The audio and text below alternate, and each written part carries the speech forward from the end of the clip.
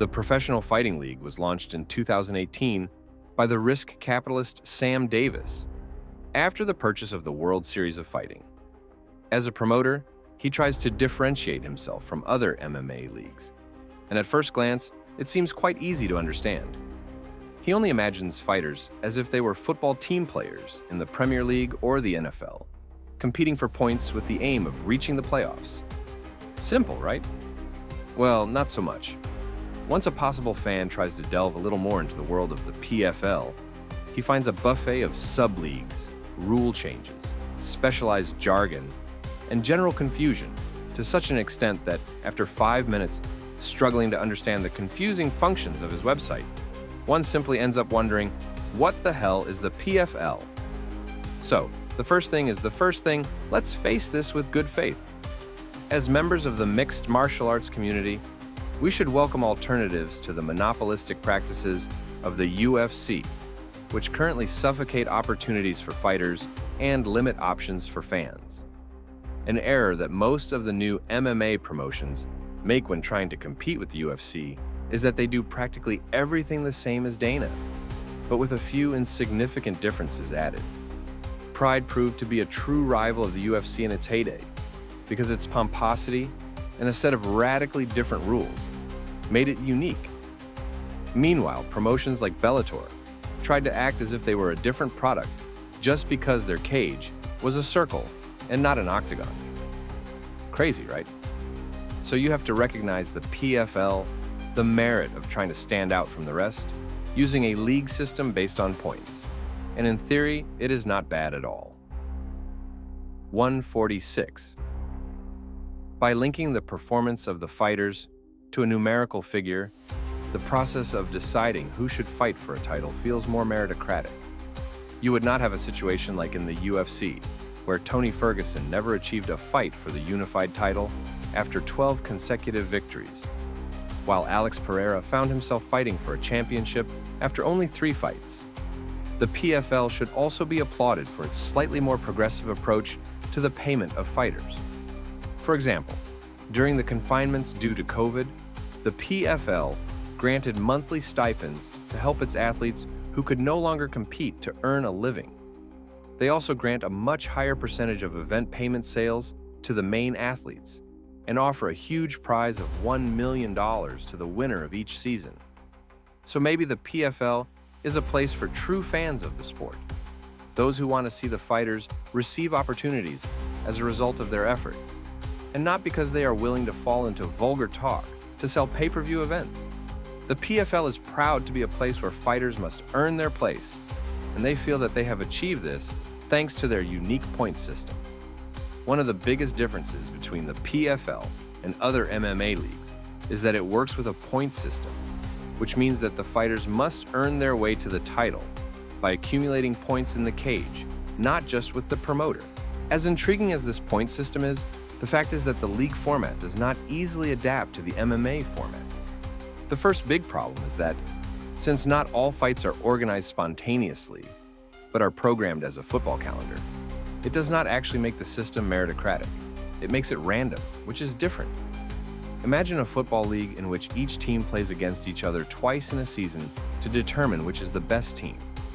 This works because it distributes the possible variables between many teams over a long period of time to obtain an average of how each team performed during that season.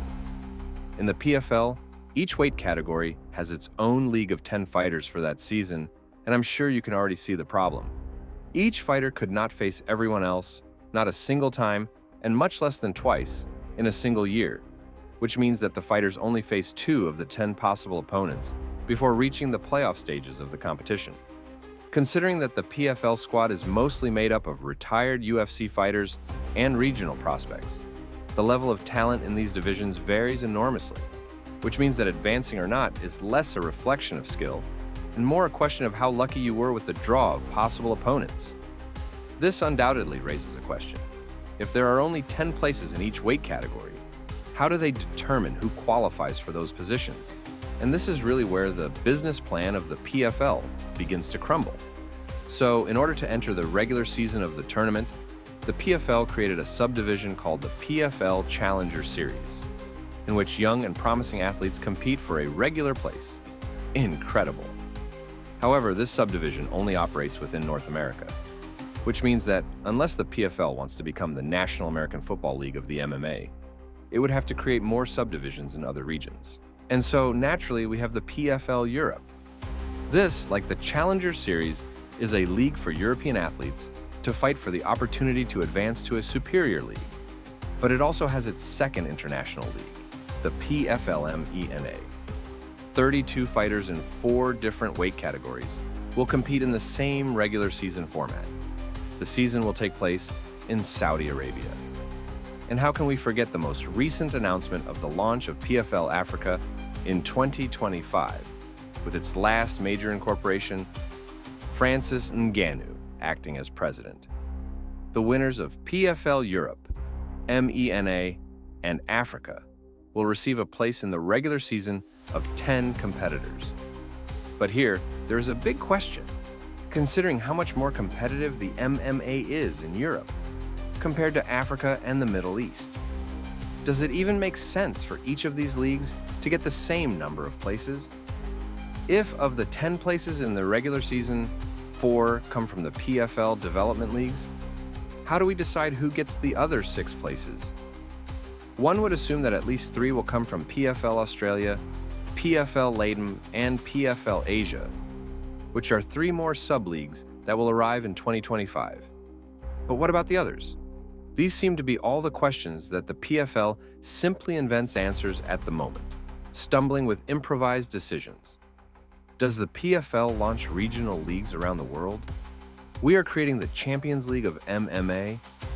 Or do they just have a cartel of normal fights like everyone else?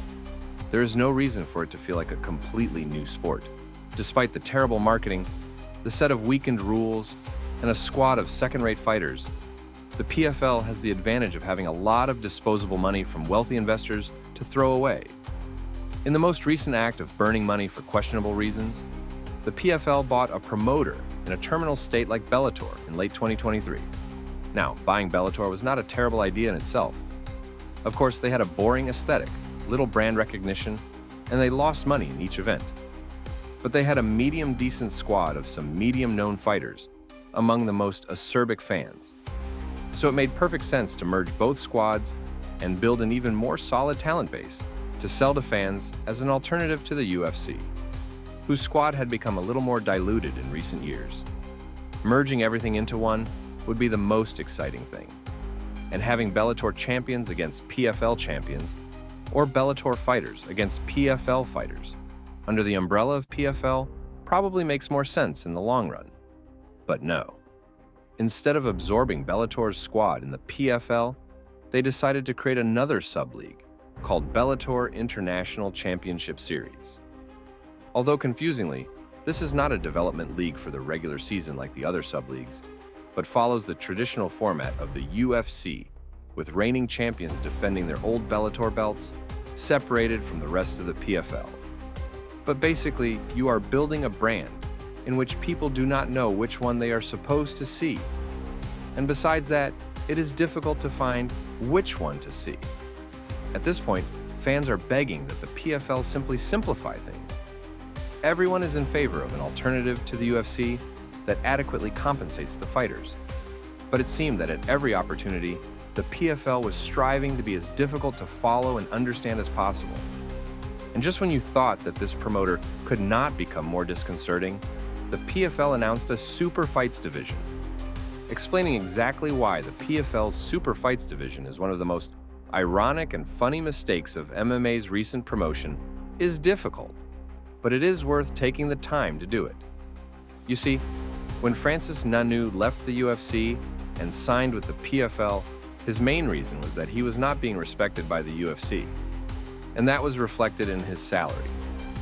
As an independent contractor, I have to watch over myself and do what is right for me.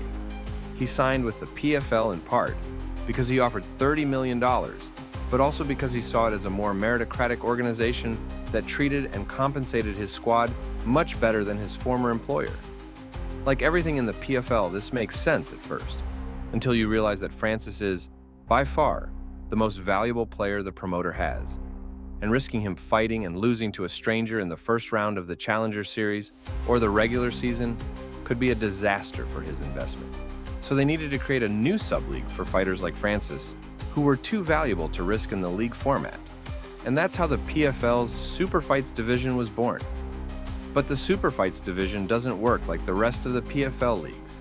Instead of winning a place in the final, the fights are based on the status and value of the name of the individuals competing in it. In short, the Super Fights division is handled exactly the same as the UFC, except that now Jake Paul is Dana White, and almost no one is watching her. Of course, the main fighters of PFL Super Fight will get 50% of their PPV sales.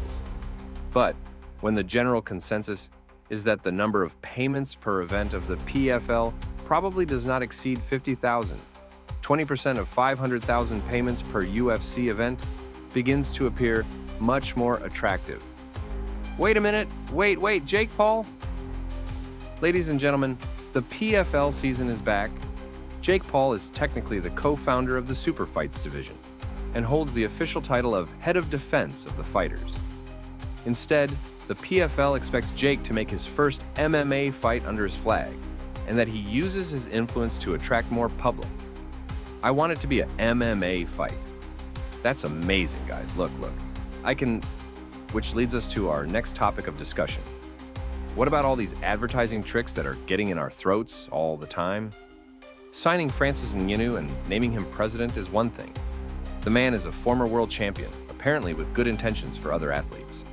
But naming Jake Paul head of defense of the fighters, with the vague promise that one day he will step on your cage without having experience in MMA, it just seems a bit desperate and opportunistic. But it doesn't end there. Who can forget the strange concept of the SmartCage? The idea is that the cage registers and transmits important information to the viewer, except for the fact that almost none of the information provided is really important or useful. I really don't have anything bad to say about the PFL, except that they are taking my hair with those invented math that they put on the screen. Descriptions of the speed of things that, again, mean nothing. Like, oh, a blow is at 20 miles per hour. What does that mean? There could be a common point. You could show them maybe for 20 seconds per assault. But why are we covering the whole screen? I absolutely hate that. It looks bad taste. It also distracts from the fight. And sometimes there is something on the screen that you might want to see, but now it is blocked because you literally have a 4-inch high graphic by 6-inch wide. It's crazy. I don't know why they implement that. This reflects the recent trend of false promises that we see announced in our daily lives. Innovative technologies like Google Glass, 3D televisions, Apple Vision, and the metaverse are marketed as revolutionary ideas that will change the way you experience the media. But they turn out to be just another way to make money, just like the NFTs, to which the PFL also decided to get on the train in 2020 with a fairly limited success, as expected. The PFL's fan token was supposed to allow fans to interact with their favorite fighters, access exclusive content, and even vote on fights and bonuses. Let's put aside the hypocrisy of calling themselves a meritocracy while organizing a popularity contest to decide the main events and bonuses. And let's focus on the fact that this also turned out to be a resounding failure. Almost none of the functions operated as expected, and the reviews in Cockpit affirm that the company responsible is, in effect, a scam and is run by swindlers, and in a painfully predictable way. Another technological trick of the PFL went down the drain.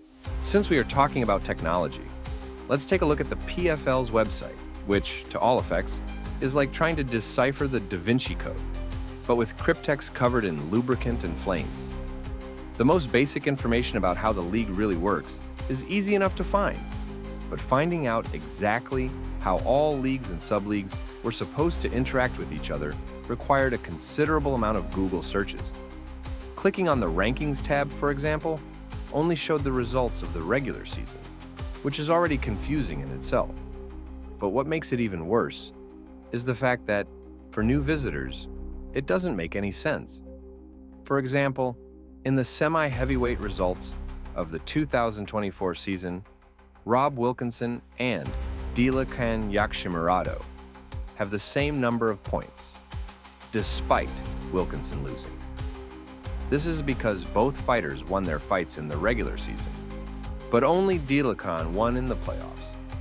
So the PFL updates the fighter's record in that season, but does not bother to update the table since the points are no longer relevant, which would be as if the Champions League continued to record how many games a team played after having advanced from the group stage, showing the results on the table even after it was over. Okay, but why? So let's say you want to see the results of previous events that come after, or just who is in the PFL squad. Well, you mean the regular seasons or one of the other 5 sub-leagues. Do you want to see content from the PFL? Well, almost all the fast channels they link to don't work. And if you find one that works, get ready to have to subscribe to another streaming service just to have the privilege of watching old seasons. The streaming service doesn't even bother to provide a thumbnail. They have 5 separate tabs to see all the different sub-leagues, although they all take you to the same DASN anyway, which you will also have to subscribe to. Now, let's say you are forced to learn about the rules, the sub-leagues, the squad in its unknown majority, and you decide that you want to buy some PFL merchandising to show how much of a fan you are. The first thing you'll see if you enter the PFL store: Bellator merchandise. The #1 priority right now would honestly be to redesign the website, make it more intuitive. I can't find the posters, I can't find the start times. They have to find a way to make it easier for the fans to consume their fights. So you're about to launch your monitor through the closest window out of frustration, and in one last attempt to give the PFL a chance, you ask your chatbot how the league works. Apparently aware of his own incompetence, the chatbot will proceed to ignore your question, ask for help, and ask you if you want a job. It shouldn't surprise the viewer that, as a business, the PFL loses millions of dollars every year. But the problem with the PFL is not that it doesn't have enough money. They have a lot of wealthy investors who practically give them a blank check. The problem is that the UFC has already monopolized the fighter market with coercive contracts. The extension is that because, let's say, if you reject a fight, they can extend your contract for 6 months or something like that. If you're injured and you can't fight, they can extend your contract for 6 months or something like that. If they wanted to pay you, they could do it. But the problem is that if the contract makes these guys be in a carousel of such scarce and sporadic availability, which basically doesn't even matter. It doesn't matter how much money you have. You're right. This means that the only way the PFL can really acquire enough first-rate talent to compete is if legislation is enacted that allows fighters to auction off their talents among different promoters, which would be, imagine that the fighter's lawsuit is over, and then the judge dictates and says, hey, each UFC contract is going to last a maximum of 2 years, no matter what, right? So now that's a different game. I mean, that's a completely different game. The most important thing to recognize about the PFL is that every decision they make is based on what investors think is going to be sold. They have very little understanding of what MMA fans really want. They don't seem to understand that innumerable tricks don't improve the fans' experience. But to hell with you, snake oil seller. You can't claim to be more meritocratic than the UFC and then have a special division for your company's favorites and organize a popularity contest to determine how much people are paid at the end of the night. You can't attract a new fan base by presenting a more twisted product than they're used to. And you can't solve the problem of monopolizing the UFC by simply throwing more money at it. The PFL appeared in the attention center as a legitimate alternative to the UFC that would revolutionize the payment to fighters and commercial practices. But when we take a step back, we see that in reality there are 3 millionaires disguised as a gabardine, pretending to be an ethical promoter, leaving us exactly in the same place where we started. When you take away the false promises and the big checks from investors, what the hell is the PFL?